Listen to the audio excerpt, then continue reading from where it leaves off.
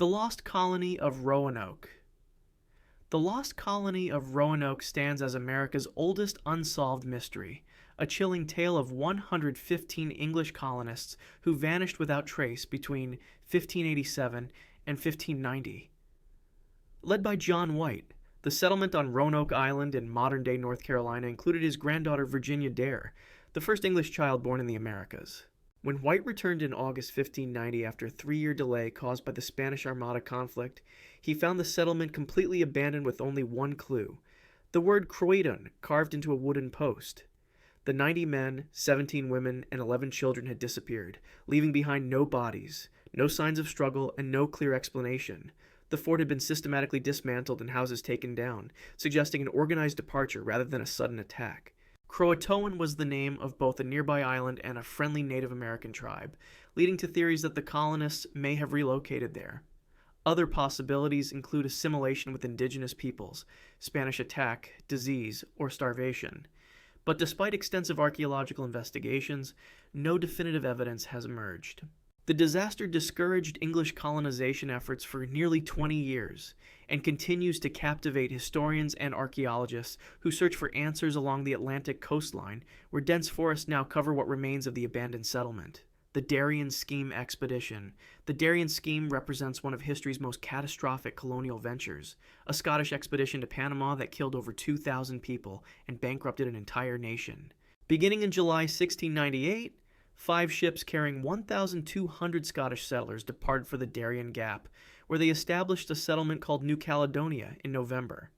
The tropical climate proved immediately hostile, with malaria, yellow fever, and dysentery sweeping through the humid swamplands and decimating the population. By July 1699, the colony was abandoned, and only 300 of the original 1,200 colonists survived the return journey, an estimated 80% mortality rate. Undeterred by this disaster, a second expedition of 1,300 settlers arrived in November 1699, but they faced the same deadly combination of disease and Spanish attacks that had destroyed the first attempt. Nearly all of them perished in the dense jungle terrain, where their wooden fortifications rotted in the humidity and tropical rains pounded their failing settlement. The financial catastrophe was equally devastating. Scotland lost between 25% and 40% of its national wealth in the venture, forcing the economically ruined nation to negotiate the 1707 Act of Union with England. The Darien disaster directly changed the British political landscape, transforming 2 independent kingdoms into a unified nation born from the ashes of approximately 2,000 Scottish lives lost to fever, starvation, and Spanish violence in the pestilent swamps of Panama. Franklin's Lost Expedition. Franklin's Lost Expedition stands as the deadliest disaster in polar exploration history, claiming all 129 men aboard 2 British Royal Navy ships that vanished into the Canadian Arctic while searching for the Northwest Passage. Led by Sir John Franklin, HMS Erebus and HMS Terror departed England on May 19, 1845, carrying 3 years of supplies in over 10,000 tin cans. After being last seen by whalers in Baffin Bay in July 1845, the ships became trapped in thick ice near King William Island in September 1846, where they remained locked for over 18 months in temperatures routinely reaching -40 degrees Celsius to -50 degrees Celsius. Franklin himself died on June 11, 1847, according to a written record later found in a cairn, and by April 1848, the 105 surviving crew members abandoned their ice-crushed ships to attempt a desperate 400-mile trek south toward safety. Archaeological evidence and Inuit testimony, initially dismissed but later proven accurate through forensic analysis, revealed the horrors of their final months. Lead poisoning from the tin provisions, scurvy, starvation, hypothermia, and cannibalism as men consumed their dead companions in a futile attempt to survive. The disaster sparked over 30 rescue expeditions across decades, with HMS Erebus finally discovered in 2014 and HMS Terror in 2016, their wooden hulls preserved in the frozen waters. Bodies recovered from the permafrost showed scratches from desperate attempts to extract flesh, validating the darkest aspects of Inuit accounts about the doomed expedition that became a frozen nightmare in the endless white landscape of the Arctic winter. The Donner Party. The Donner Party expedition became one of America's most notorious survival disasters, when 87 emigrants bound for California became trapped in the Sierra Nevada mountains during the winter of 1846 to 1847, with only 48 surviving through documented acts of cannibalism. The group departed Springfield, Illinois in April 1846, but made a fatal decision in July to take the untested Hastings Cutoff shortcut, which delayed their progress significantly. When they reached the Sierra Nevada in October 1846, early snowfall trapped them at Truckee Lake, now known as Donner Lake, where snowpack eventually reached 22 feet deep and buried their makeshift camps. By November, the trapped emigrants faced temperatures regularly plunging to minus 25 degrees Celsius, with snowstorms lasting for days and cutting them off from any possibility of escape or resupply. In December 1846, a group of 17 called the Forlorn Hope attempted to walk out through the deep snow, but only 7 survived the trek after resorting to eating their deceased companions. The remaining emigrants endured 4 months of starvation in crude shelters half buried in snow before the first rescue party arrived in February 1847, with the last survivors extracted in April. Archaeological evidence, including human bones with cut marks and boiled skulls, confirmed the survivors' testimonies about cannibalism, which they had reluctantly admitted to rescue parties. Of the original 87 emigrants, 39 died, representing a 45% mortality rate in the frozen landscape of dark pine forests covered in white, where emaciated figures waited in desperation for salvation that came too late for nearly half their number. Burke and Wills Expedition. The Burke and Wills Expedition achieved the first European crossing of the Australian interior from south to north, but became a catastrophic disaster that killed 7 of 19 men, including both leaders due to poor planning and fatal timing. The Victorian exploring expedition departed Melbourne on August 20, 1860, with camels, horses, and 21 tons of supplies, led by Robert O'Hara Burke and William John Wills, on a journey of approximately 3,250 kilometers through the harsh Australian desert. In February 1861, Burke, Wills, and 2 others successfully reached the Gulf of Carpentaria, but their return journey became a desperate race against starvation in temperatures exceeding 45 degrees Celsius across the red sand and sparse vegetation. One team member, Gray, died in April 1861, and when the 3 survivors finally reached their supply depot at Cooper Creek in late April, they discovered the cache had been buried just 9 hours earlier, missing their rendezvous by the narrowest of margins. Burke and Wills died of starvation in June 1861 on the dry creek beds, and vast emptiness of the outback, their emaciated bodies later discovered near their abandoned equipment.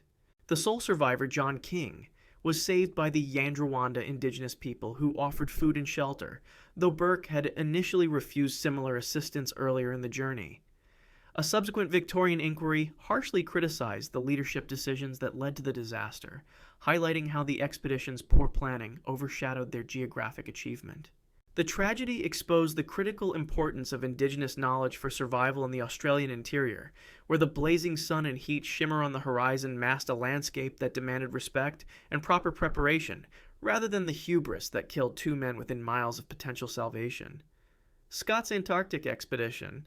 Captain Robert Falcon Scott's Terra Nova expedition to the South Pole ended in one of exploration's most famous tragedies when his entire 5-man polar party perished on the return journey after losing the race to Norwegian explorer Roald Amundsen by 34 days.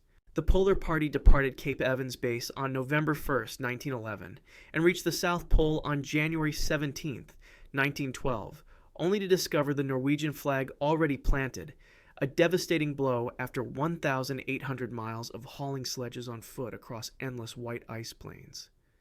The return journey became a nightmare of exhaustion, starvation, and frostbite, in temperatures dropping to minus 40 degrees Celsius, with Edgar Evans dying first on February 17th near the base of the Beardmore Glacier. Lawrence Oates, suffering from severe frostbite and gangrene, walked out of their small tent into a blizzard on March 17th with the famous last words, "I am just going outside and maybe some time," sacrificing himself in hopes his companions could move faster without him. Scott, Edward Wilson, and Henry Bowers made it to within 11 miles of their 1-ton depot supply cache before a fierce blizzard pinned them down, and they died in their tent around March 29, 1912, in temperatures of minus 47 degrees Celsius. Scott's final diary entry, found with the frozen bodies in their sleeping bags on November 12, 1912, detailed their suffering and provided a haunting record of their final days trapped in the vast emptiness of Antarctica.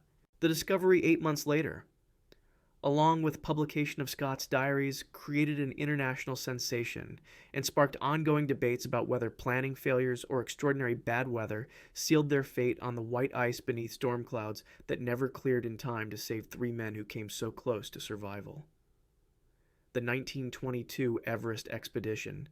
The 1922 Everest Expedition marked the first major attempt to summit the world's highest peak and ended in tragedy when an avalanche on the North Col killed 7 Sherpa porters, establishing a deadly pattern that continues to this day.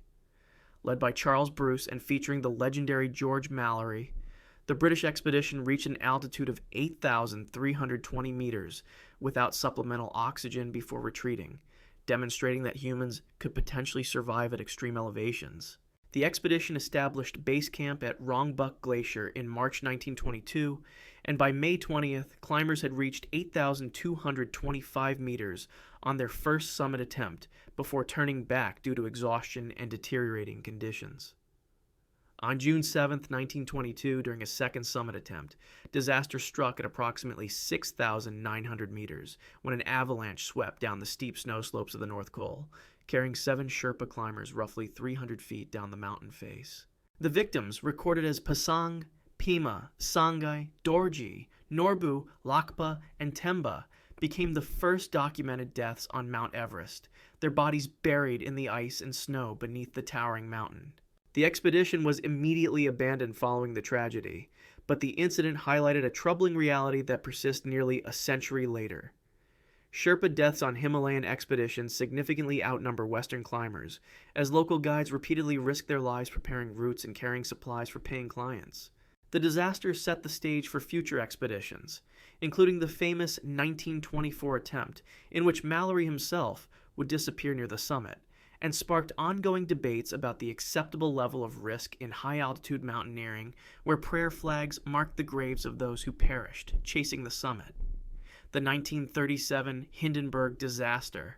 The Hindenburg disaster brought the age of passenger airships to a sudden and spectacular end when the massive German Zeppelin LZ-129 Hindenburg burst into flames while attempting to land in New Jersey, killing 36 of the 97 people aboard in just 34 seconds. On May 6, 1937, at 7:25 p.m., fire broke out at the stern of the 245-meter-long airship as it approached the mooring mast at Lakehurst Naval Air Station, and the 200,000 cubic meters of hydrogen gas ignited in an inferno that reached temperatures exceeding 1,000 degrees Celsius. The massive silver airship was consumed by orange flames and black smoke as its metal framework collapsed to the ground, with newsreel cameras capturing every moment of the disaster in what became one of the most iconic and widely viewed catastrophes in history. Of the 97 people aboard, including 36 passengers and 61 crew members, 36 died, along with 1 ground crew member, while 62 managed to survive by jumping from windows or riding the burning structure down as it crashed. Radio reporter Herbert Morrison's live audio broadcast captured his emotional reaction with the now famous words, "Oh, the humanity," as he watched people flee the inferno and the great ship crumble before his eyes. The cause of the fire remains debated, with theories ranging from static electricity igniting leaking hydrogen to sabotage, but the immediate consequence was undeniable. Public confidence in airship travel was destroyed forever despite the 62% survival rate. The disaster effectively ended the era of passenger airships and ensured that heavier-than-air aircraft would dominate commercial aviation, making the Hindenburg a lasting symbol of technological ambition meeting catastrophic failure in spectacular fashion. The 1953 K2 American Expedition. The 1953 American expedition to K2, the world's second highest peak at 8,611 meters, became one of mountaineering's most heroic tragedies when climber Art Gilkey developed blood clots at high altitude, and his teammates attempted an impossible rescue that nearly killed them all. Led by Charles Houston, the team reached approximately 7,800 meters in early August when Gilkey was diagnosed with thrombophlebitis, a potentially fatal condition where blood clots form in the legs, making descent urgent but incredibly dangerous. On August 10th, the team began lowering Gilkey down the mountain in a makeshift stretcher, moving him 300 feet at a time in brutal conditions with temperatures at minus 30 degrees Celsius and winds exceeding 60 miles per hour battering the steep ice face. During the descent, 5 climbers simultaneously fell and became entangled in their ropes, plummeting towards certain death until Pete Schoening performed what became known as the miracle belay, holding the entire weight of 5 men, roughly 600 kilograms, with just his ice axe. While the team dealt with injuries from the fall, Gilkey was left secured to the slope, but when they returned to continue the evacuation, they found he had been swept away by an avalanche. His body never recovered from the mountain that earned its nickname Savage Mountain that day. The tragedy demonstrated the extreme dangers of high-altitude rescues on K2, which maintains a death rate of approximately 25%, meaning 1 climber dies for every 4 who reach the summit. Schoening's belay is still considered the greatest save in mountaineering history, a moment when one man's strength and presence of mind prevented a disaster from becoming even worse on the sheer rock walls and driving snow of K2, where the Gilkey Memorial at base camp now honors all who have died on the peak. The 1972 Andes flight disaster. The 1972 Andes flight disaster became one of history's most harrowing survival stories when Uruguayan Air Force Flight 571 crashed into a remote glacier at 3,600 meters altitude, forcing 16 survivors to endure 72 days in sub-zero temperatures by eating the bodies of deceased passengers. On October 13, 1972, the Fairchild FH-227D, carrying 45 passengers and crew, including members of a Uruguayan rugby team, crashed into the Andes Mountains, immediately killing 12 people, with 5 more dying, during the first freezing night. An avalanche on October 29th buried the fuselage where survivors had taken shelter, killing 8 more people and leaving just 16 alive in temperatures that plummeted to minus 30 degrees Celsius at night with limited clothing and no proper shelter.